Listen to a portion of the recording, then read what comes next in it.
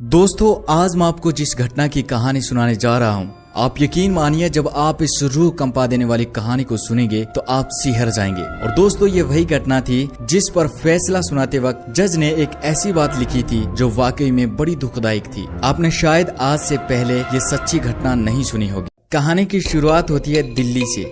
1 मई 2013 की शाम को 3:40 पर हजरत निजामुद्दीन रेलवे स्टेशन से एक ट्रेन दिल्ली से मुंबई के लिए रवाना होती है, जिसमें सैकड़ों मुसाफिर सफर कर रहे थे। और इन्हीं मुसाफिरों में 23 साल की प्रीति राठी भी सफर कर रही थी, जो दिल्ली के नरेला इलाके में रहती थी। और दोस्तों, ये प्रीति राठी दिखने में बेहद खूबसूरत थी। और दोस्तों, ये लड़की सभी से बड़े ही प्यार से बात किया करती थी। इसके साथ ही प्रीति पढ़ाई में भी बहुत होशियार थी, जिस कारण इसकी जॉब नौसेना में बतौर नर्स लग गई थी। और ये दिल्ली से मुंबई इसी नौकरी की ज्वाइन करने के लिए जा रही थी। और उस रात उस ट्रेन में प्रीति के साथ उसके पापा और उसकी मौसी भी थी। लेकिन ये तीनों एक खबर से अनजान थे कि उसी ट्रेन में, उसी डिब्बे में इनके साथ एक और शख्स था, जो अपना चेहरा छुपाए इनकी सीट से कुछ ही दूरी पर बैठा था और जिसकी निगाहें इन्हीं तीनों पर थी। और उसने अपना चेहरा इसलिए छुपा रखा था कि कहीं ये उसको पहचान न ले और वह कहीं पकड़ा न जाए। काश वह पकड़ा जाता तो इतना बड़ा दहला देने वाला कांड न होता। और दोस्तों, रात को प्रीति उस डिब्बे में 2-3 बार बाथरूम जाती है और वह शख्स अपना चेहरा ढके प्रीति को देख रहा था, उस पे नजरें जमाए हुए था। क्योंकि दोस्तों, ट्रेन में उस रात भीड़ बहुत ज्यादा थी, तो उस शख्स की हिम्मत नहीं पड़ रही थी कुछ करने की। तभी दोस्तों, पूरी रात ट्रेन चलने के बाद सुबह के तकरीबन 8 बजे ट्रेन मुंबई के बांद्रा रेलवे स्टेशन पर पहुंच जाती है। और दोस्तों, प्रीति बेहद खुश थी क्योंकि वह पहली बार मुंबई में कदम रखने जा रही थी। लेकिन उस मासूम प्रीति को कहां पता था कि उसके साथ इतना भयानक हो जाएगा। अब ट्रेन बांद्रा रेलवे स्टेशन पर रुकी हुई थी और सभी लोग अपना अपना सामान लेकर उतर रहे थे। और प्रीति, उसके पापा और मौसी भी अपना सामान उठाकर नीचे उतरने की तैयारी करने लगे। और भीड़ के साथ ये ट्रेन के गेट के पास आ जाते हैं और प्रीति के पापा और मौसी रेलवे स्टेशन पर उतर जाते हैं और पीछे से प्रीति भी उतर जाती है। अब प्लेटफॉर्म पर प्रीति अपने पापा और मौसी से कुछ कदम पीछे चल रही थी और नई जगह को देखकर बहुत खुश थी। उसने अपने आंखों में अपने करियर को लेकर बड़े बड़े सपने संजोए थे और ये जॉब लग पाना भी उसका एक बहुत बड़ा सपना था, जो उसने अपनी मेहनत से पूरा भी किया था। अब प्रीति रेलवे स्टेशन पर आगे बढ़ रही थी, तो उसे एहसास होता है कि वह अपने पापा और मौसी से बहुत पीछे रह गई है। तो वह अपनी स्पीड तेज करती है और प्रीति अपने पापा मौसी के पास पहुंचने ही वाले थी कि अचानक से पीछे से उसके कंधे पर किसी का बायां हाथ आता है। तो प्रीति अचानक से पीछे मुड़ती है, तो पीछे एक लड़का जिसका चेहरा कपड़े से ढका हुआ था, उसके दाएं हाथ में एक च्यवनप्राश का बड़ा डिब्बा था। प्रीति कुछ समझ पाती इससे पहले वह लड़का तुरंत उस डिब्बे में पानी जैसी चीज को प्रीति पर फेंक देता है, जिससे वो चीज प्रीति के चेहरे, उसकी गर्दन और उसके जिस्म पर फैल जाती है। और उसके कुछ छींटे पास में चल रहे पैसेंजर और सामने उसके पापा और मौसी पर भी गिर जाते हैं। और ये सब कुछ ही सेकंड्स में हुआ था। और इसके बाद वो पानी जैसी चीज प्रीति के चेहरे से लेकर उसके जिस्म पर फैल जाती है और कुछ ही सेकंड्स में प्रीति को इतनी जोरदार जलन होती है कि वह चीख पड़ती है, उसकी आंखें जलने लगती है और जिन लोगों के छींटे पड़े थे उनको भी तेज जलन होने लगती है। तब तक वह लड़का वहाँ से जा चुका था और अब प्रीति को तुरंत हॉस्पिटल ले जाया जाता है। और जैसे ही डॉक्टर ने प्रीति को देखा तो वो समझ जाते हैं कि प्रीति की हालत बहुत नाजुक है। तब तक ये खबर पूरे शहर में फैल चुकी थी। और जब इलाज शुरू किया जाता है और जांच की जाती है तो पता चलता है कि उस लड़के ने जो चीज फेंकी थी वो तेजाब था। और दोस्तों, फिर इलाज के दौरान पता चलता है कि प्रीति की दोनों आंखें इस तेजाब से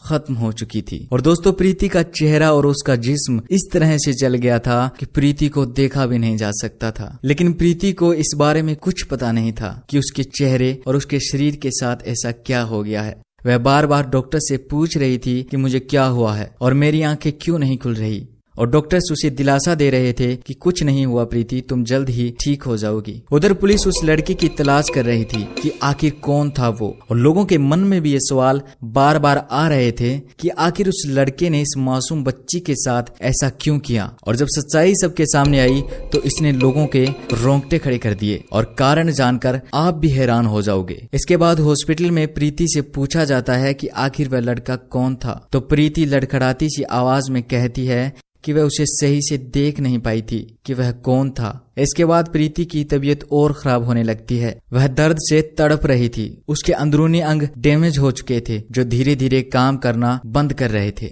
और इसके बाद प्रीति को मुंबई में 3 अलग अलग हॉस्पिटल में ले जाया जाता है और यह खबर आग की तरह अखबारों और मीडिया में फैल चुकी थी। अब प्रीति को भी एहसास हो गया था कि उसके साथ क्या हुआ था, लेकिन दोस्तों उसे अब भी ये पता नहीं था कि वह कैसी दिख रही थी, उसके चेहरे और जिस्म का क्या हाल हो गया था। प्रीति बस बार बार एक ही बात कहे जा रही थी कि आखिर मैंने किसी का क्या बिगाड़ा है। और एक दिन जब प्रीति से बिल्कुल भी नहीं बोला जा रहा था तो उसने अपने पापा से इशारों में कागज पेन मांगा। और आप सामने जो पेज देख रहे हो ये प्रीति के लिखे हुए पेज थे जिनमें उसने लिखा था, मैं अपनी मौसी के पीछे पीछे चल रही थी, तभी किसी ने मुझ पर कुछ फेंका तो मुझे जलन महसूस हुई। मैं उसे देख नहीं पाई कि वह गोरा था या काला। मैं तड़प रही थी। मौसी मेरे साथ न होती तो मैं मर जाती। और मैंने इस नौकरी के लिए बहुत तैयारी की थी, लेकिन शायद ये नौकरी अब चली गई। मेरी आंखें नहीं खुल रही है। मेरे चेहरे से ये प्लास्टर कब हटेगा? मुझे अपने बहन भाई तनु और निकी की सिक्योरिटी करवानी है। इसके बाद आखिर में प्रीति रोती हुई लिखती है कि आखिर मैंने किसी का क्या बिगाड़ा था। और इसके बाद 1 महीने तक प्रीति का इलाज चलता है और आखिर 1 जून 2013 को लगभग 1 महीने तक दर्द से तड़पती प्रीति राठी की मौत हो जाती है। वह रोती हुई मासूम जिंदगी से जंग हार जाती है। और यही वो मासूम थी जो नौकरी करने के लिए मुंबई आई थी, लेकिन वो नहीं जानती थी कि वापिस उसकी डेड बॉडी ही जाएगी। और अब ये खबर पूरे भारत में फैल चुकी थी। प्रीति के माँ बाप के साथ हजारों लोग प्रीति को न्याय दिलाने के लिए जुट जाते हैं और अब पुलिस भी पूरे जोर से उस शख्स को ढूंढने में लग जाती है कि आखिर कौन था वह शख्स और ऐसा क्या कारण था कि उस शख्स ने प्रीति राठी पर तेजाब फेंका। तभी दोस्तों पुलिस के अधिकारियों को प्लेटफॉर्म की एक सीसीटीवी फुटेज मिलती है जिसमें उस जगह का तो कोई व्यू नहीं मिलता जिस जगह प्रीति पर तेजाब फेंका था, लेकिन उससे थोड़ी दूर पर कुछ लोगों के बीच से एक बंदा निकल रहा था जिसकी चाल सबसे अलग थी। तो पुलिस को थोड़ा अटपटा लगा। पुलिस उस सीसीटीवी में दिख रहे उस बंदे की पहचान करने की कोशिश करती है, लेकिन उसका चेहरा साफ नहीं दिखाई दे रहा था क्योंकि दोस्तों उस वक्त 2013 में सीसीटीवी इतने बेहतर क्वालिटी के नहीं थे, तो उस वक्त उस लड़के की पहचान नहीं की जा सकी। इसके बाद ट्रेन के टीटी से और लोगों से भी पूछताछ की जाती है, लेकिन फिर भी कुछ पता नहीं चलता है। तभी दोस्तों कई महीने बीत चुके थे लेकिन कुछ पता नहीं चल पाया। लोगों का भी गुस्सा भड़कने लगा। तो इस केस की जटिलता को देखते हुए इस केस को मुंबई क्राइम ब्रांच को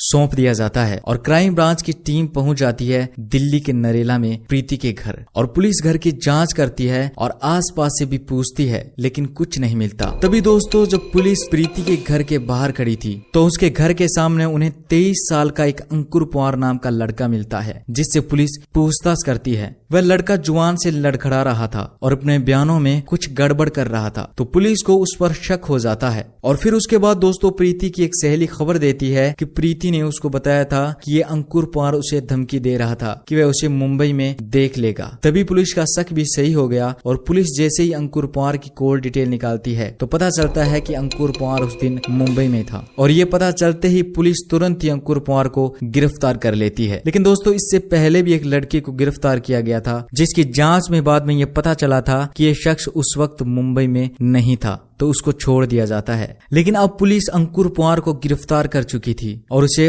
पूछताछ करती है, लेकिन अंकुर कुछ नहीं बताता। तो पुलिस अपने तरीके से पूछती है तो अंकुर सब कुछ बता देता है कि आखिर उसने प्रीति को क्यों मारा। और दोस्तों आपको ये जानकर बड़ी हैरानी होगी कि आप सामने जिस हंसते हुए पोज दे रहे लड़के को देख रहे हो यही वो अंकुर पवार था जिसने प्रीति पर तेजाब इसलिए फेंका क्योंकि प्रीति ने अंकुर से शादी करने से मना कर दिया था, लेकिन अंकुर उससे ही शादी करना चाहता था। और दोस्तों इसके साथ ही एक और कारण भी माना गया था। दरअसल प्रीति पढ़ाई में बहुत होशियार थी जिस कारण वह नौकरी भी लग गई थी, लेकिन अंकुर पवार प्रीति की तरक्की को देखकर जल उठा था और इस जलन के चलते उसने ऐसा किया था। तो दोस्तों कहानी कुछ इस तरह से थी कि जिस वक्त प्रीति दिल्ली से मुंबई के लिए रवाना हो रही थी तो उसी ट्रेन में उसके साथ वह लड़का भी चढ़ जाता है और वह च्यवनप्राश के डिब्बे में तेजाब डालकर अपने पास रख लेता है। लेकिन वह ट्रेन में प्रीति पर तेजाब फेंकने वाला था, लेकिन उस बोगी में उस डिब्बे में भीड़ बहुत ज्यादा थी जिस कारण वह ट्रेन में तेजाब नहीं फेंक पाता है, जिस कारण वह मौके की तलाश में प्रीति के साथ मुंबई तक चला जाता है और वहां एक मासूम पर अपनी हैवानियत दिखा देता है।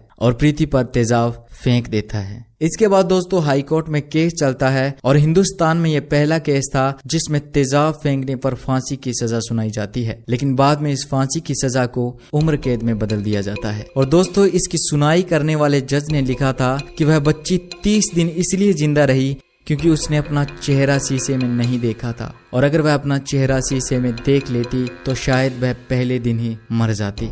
आप इस बात से अंदाजा लगा सकते हो कि किस हद तक प्रीति का चेहरा, उसका जिस्म खत्म हो चुका था। और दोस्तों मैं आपसे निवेदन करता हूं कि आप इन कहानियों से कुछ सीख लेने की कोशिश जरूर कीजिएगा कि बुरे काम का नतीजा हमेशा बुरा होता है। हम दूसरे को तकलीफ देकर कभी भी सुखी नहीं रह सकते। तो दोस्तों आप अगर चैनल पर नए हो तो आप चैनल को सब्सक्राइब करने के साथ कमेंट बॉक्स में इस कहानी के बारे में अपने विचार जरूर लिखिएगा। मिलता हूँ एक नई कहानी के साथ, तब तक के लिए अपना ख्याल रखिएगा। धन्यवाद।